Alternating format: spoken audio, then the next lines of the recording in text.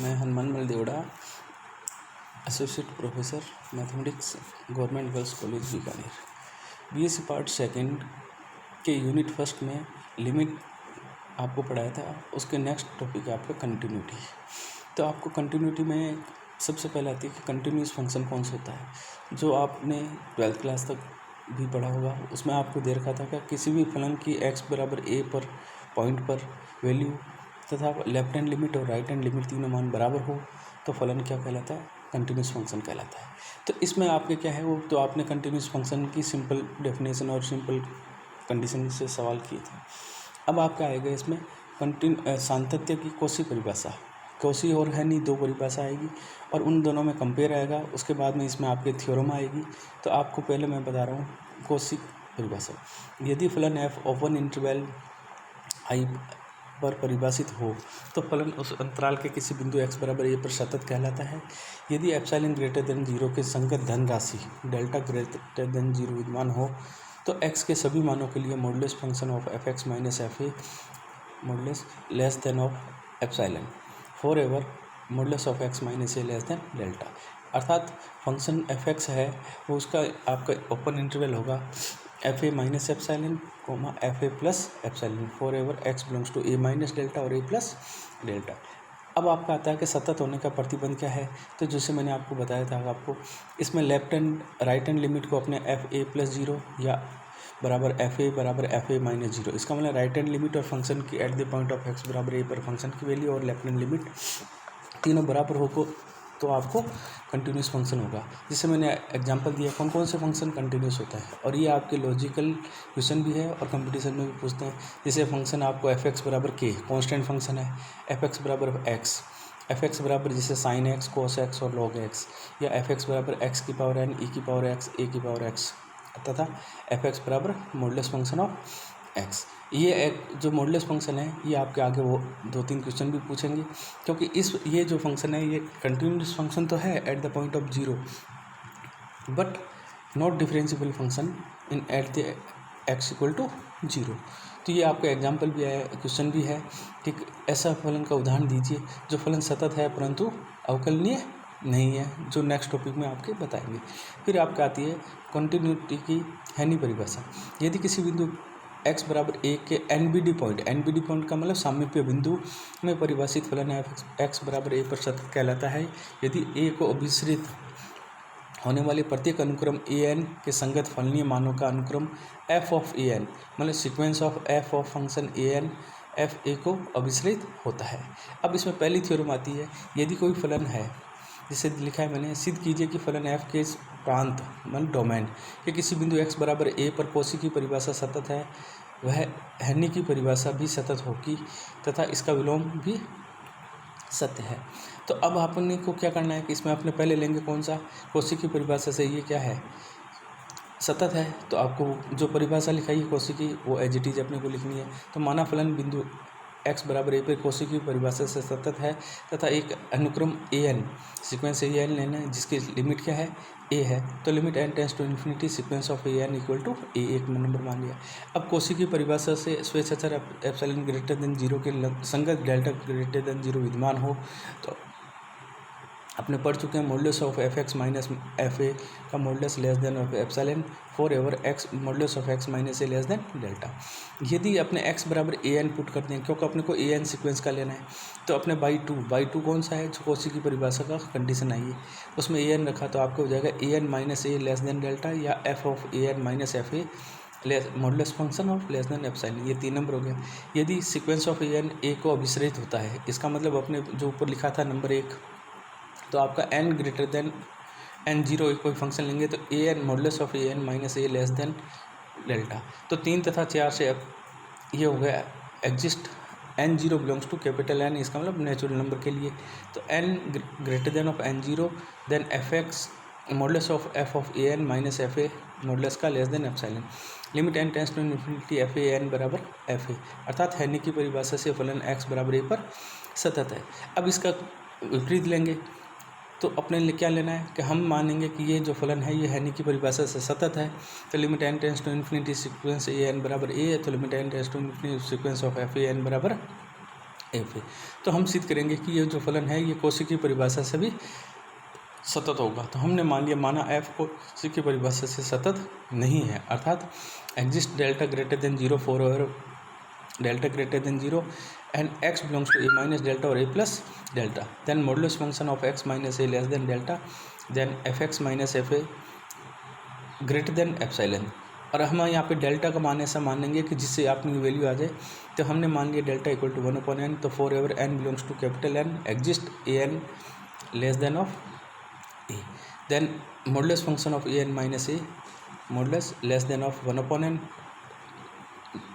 Then modulus function of fx minus fa modulus का और greater than of epsilon.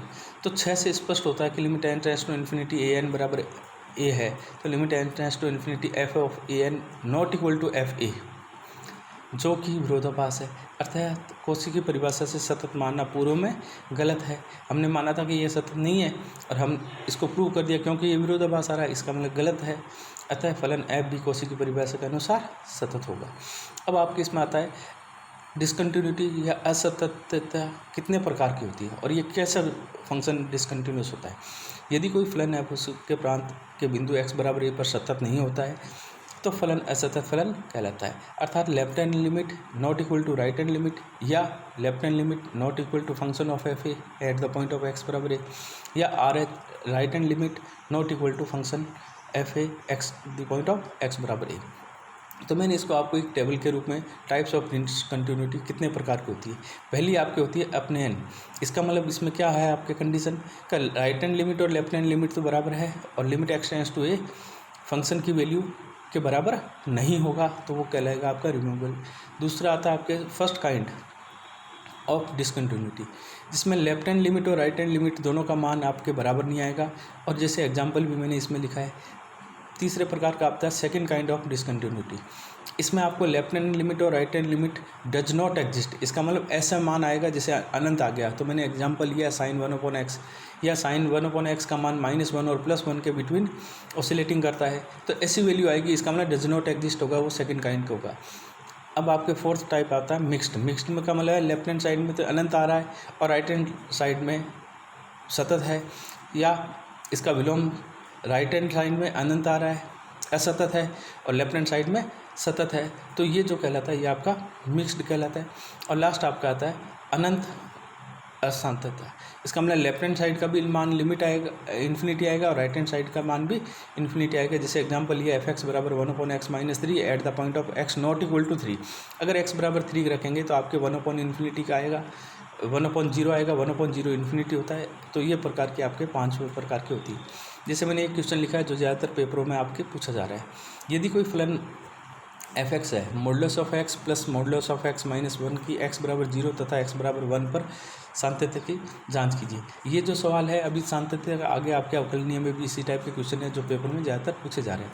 तो सर्वप्रथम अपने को क्या करना है, जो मॉडुलस फंक्शन है उसको अपने को फलन में बदलना है। अब फलन में बदलने के लिए नियम क्या होता है, जैसे इसमें डायरेक्ट लिखा है, आपको ध्यान रखना है कि x बराबर 0, तो x बराबर 0 का मतलब 0 से, तो अपने जो फंक्शन दे रखा है उसमें modulus of 0 plus modulus of 0 - 1, तो पहले तो हो गया मॉडुलस 0 पॉजिटिव है, फिर दूसरा है मॉडुलस ऑफ 0 - 1, इसका मतलब इसकी वैल्यू क्या है नेगेटिव आ रही है।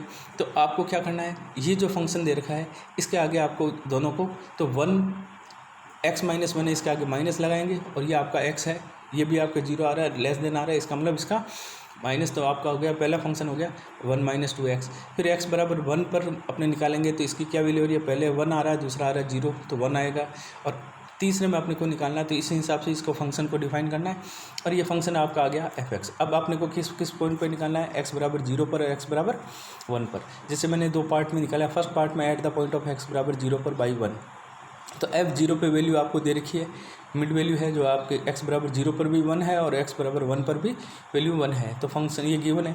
अब लेफ्ट हैंड लिमिट लेंगे तो f0 - 0 limit x tends to 0 - 0 या limit h tends to 0 f of करेंगे तो आपको x की जगह क्या करना है, 0 माइनस एच करेंगे तो आपकी वैल्यू लेफ्ट हैंड लिमिट भी 1 आएगी, इसी प्रकार राइट हैंड लिमिट का मान भी 1 आएगा। और आपको इसी प्रकार x eight the point of 1 पे निकालना है। और आप देखेंगे कि दोनों लेफ्ट हैंड लिमिट और फंक्शन के एट द पॉइंट ऑफ 0 बराबर 1 बराबर right hand limit. Second part में आपके लेफ्ट हैंड लिमिट और फंक्शन के eight the point of x बराबर 1 और राइट हैंड लिमिट तीनों बराबर है, अर्थात x बराबर 0 तथा x बराबर 1 पर फंक्शन कंटिन्यूस फंक्शन है। अब आपका आता है, ये तो था वन वेरिएबल ऑफ कंटिन्यूटी। अब आपका आएगा दो चरों के फलन की सांद्रता। यदि दो स्वतंत्र चरों के फलन f(x) को किसी बिंदु a b पर सतत कहलाता है, यदि किसी धनात्मक संख्या एप्सिलॉन ग्रेटर देन 0 के संगत ऐसी धनात्मक संख्या डेल्टा ग्रेटर देन 0 प्राप्त होने पर f of a plus H b plus के माइनस एफ ए बी का modulus less than equal epsilon प्रतिबंध प्राप्त होता है। तो h और k जहाँ सभी मानों के लिए under root of H square plus K square less than of delta या modulus of h less than equal delta and modulus of k less than equal delta हो। अब जैसे इसमें एग्जांपल आया है कि निम्न फलन एफ एक्स वाई का, मतलब दो चरों फलनों की सांद्रता का परीक्षण कीजिए एट द पॉइंट ऑफ 0 0 पर। तो जैसे ये एफ एक्स वाई बराबर आपको दे रखा है एक्स वाई बटा x square plus Y square at the point of X Y not equal to 0 0 पर, और एक्स वाई अगर 0 0 है तो आपका 0 वैल्यू आ रही है। हम जानते हैं कि अपने को लिखा है मैंने, we know that if the limit x y tends to 0 0 पर f x y 0 a b पर बिलोंग्स टू आर स्क्वायर पर एग्जिस्ट है, तो ये फलन सीमा के उपगमन पथ से स्वतंत्र होता है। तो अनुदिश हम ए बी के और प्रवृत्त होता है। अब ये अपगमन पथ क्या होता है, इसमें उपगमन पथ में अपने या तो लिखेंगे सरल रेखा या लिखेंगे परवलय। इन दोनों अब सरल रेखा क्या है, जैसे y बराबर एम एक्स प्लस सी है, परवलय है y बराबर वाई स्क्वायर बराबर 4ax या y x square equal to 4by। तो इस हिसाब से अपने को उपगमन पथ लेना है। तो फर्स्ट पार्ट मैंने पॉइंट लिखा है, यदि एक्स वाई टेंस टू 0 0 पर फंक्शन एफ एक्स वाई का मान वैल्यू 0 गिवन है आपको 1 नंबर में। अब उपगमन पथ लेंगे, क्यों ले रहे हैं यहाँ पे कि देखो आपके यहाँ पे कितनी घात का है, एक्स वाई है, तो हमने मान लिया इसको जैसे y बराबर एम एक्स, और ज़्यादातर आपको y बराबर एम एक्स लेने से m पर निर्भर करता है या नहीं करता है ये आपको पता लग जाएगा। तो y बराबर, अगर आपको जैसे सरल रेखा या कोई भी नहीं ध्यान में आ रहा है तो आपको y बराबर एम एक्स लेने पर m नॉट इक्वल टू 0 के अनुदिश, तो limit x y tends to 0 0 f x y, तो y बराबर एम एक्स पुट कर देंगे तो आपके आ जाएगा एम एक्स स्क्वायर बटा x square plus m square, x square common लेके काट गया तो m बटा m 1 plus m square, m not equal to 0, अर्थात m पर निर्भर करता है, अर्थात फलन की जो सीमा है उपगमन पथ पर निर्भर करती है, अर्थात limit x y tends to 0 0 पर एफ एक्स वाई का अस्तित्व नहीं होता।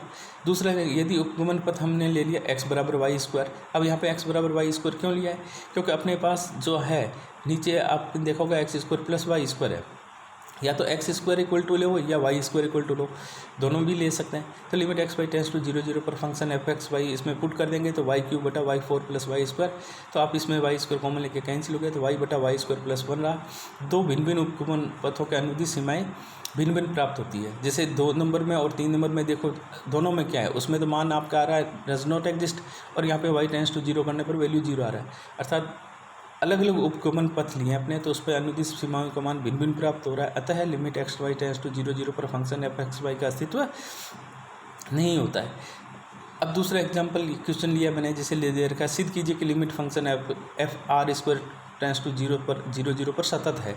तो आपको जैसे अभी एग्जाम्पल मैंने क्वेश्चन पहला किया उसी प्रकार अपने को इसमें निकाल के देखना है, और देखेंगे तो आपके यहाँ पे क्या फंक्शन सतत, ये तो अपने को चेक करना।